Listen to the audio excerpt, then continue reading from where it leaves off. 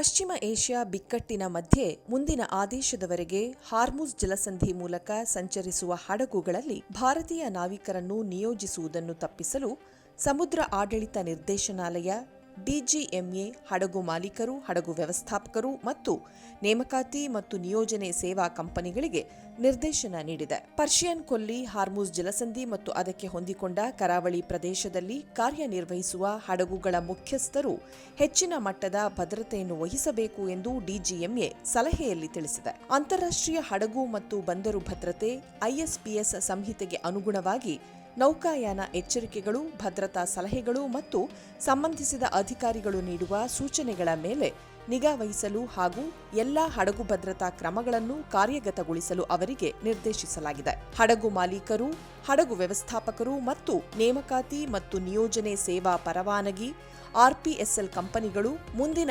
ಆದೇಶದವರೆಗೆ ಹಾರ್ಮುಜ್ ಜಲಸಂಧಿಯ ಮೂಲಕ ಹಾದುಹೋಗುವ ಹಡಗುಗಳಲ್ಲಿ ಭಾರತೀಯ ನಾವಿಕರನ್ನು ನಿಯೋಜಿಸುವುದನ್ನು ತಪ್ಪಿಸಲು ನಿರ್ದೇಶಿಸಲಾಗಿದೆ ಎಂದು ಅದು ಹೇಳಿದೆ. ಹಾರ್ಮುಜ್ ಜಲಸಂಧಿಯಲ್ಲಿ ಈ ವಾರ ಎಂಟಿ ಅಲ್ ಬಹಿಯಾ ಮತ್ತು ಎಂಟಿ ಮೊಂಬಾಸಾ ಎಂಬ 2 ಹಡಗುಗಳ ಮೇಲೆ ನಡೆದ ದಾಳಿ ನಂತರ ಈ ಸಲಹೆಯನ್ನು ನೀಡಲಾಗಿದೆ.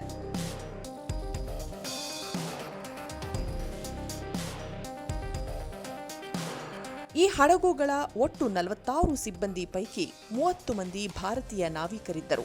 ಎಂಟಿ ಅಲ್ ಬಹಿಯಾ ಹಡಗಿನಲ್ಲಿದ್ದ ಒಬ್ಬ ಭಾರತೀಯ ನಾವಿಕ ಮೃತಪಟ್ಟರೆ ಮತ್ತೊಬ್ಬರು ಗಾಯಗೊಂಡಿದ್ದರು.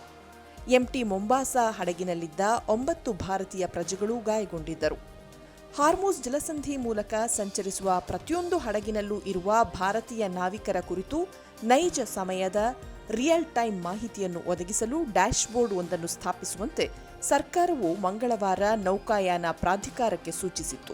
ಪರ್ಷಿಯನ್ ಕೊಲ್ಲಿ, ಹಾರ್ಮುಜ್ ಜಲಸಂಧಿ ಮತ್ತು ಒಮನ್ ಕೊಲ್ಲಿಯಲ್ಲಿ ಸಂಚರಿಸುವ ಪ್ರತಿಯೊಂದು ಹಡಗಿನಲ್ಲಿರುವ ಪ್ರತಿಯೊಬ್ಬ ಭಾರತೀಯರ ಮಾಹಿತಿಯನ್ನು ಪಡೆಯಲು ಹಡಗುವಾರು ಸಮಗ್ರ ಕಾರ್ಯಾಚರಣಾ ಡ್ಯಾಶ್ಬೋರ್ಡ್ ಅನ್ನು ಸ್ಥಾಪಿಸುವಂತೆ ನೌಕಾಯಾನ ಸಚಿವ ಸರ್ಬಾನಂದ್ ಸೋನೋವಾಲ್ ಅವರು ಡಿಜಿಎಂಎಗೆ ಸೂಚಿಸಿದ್ದರು.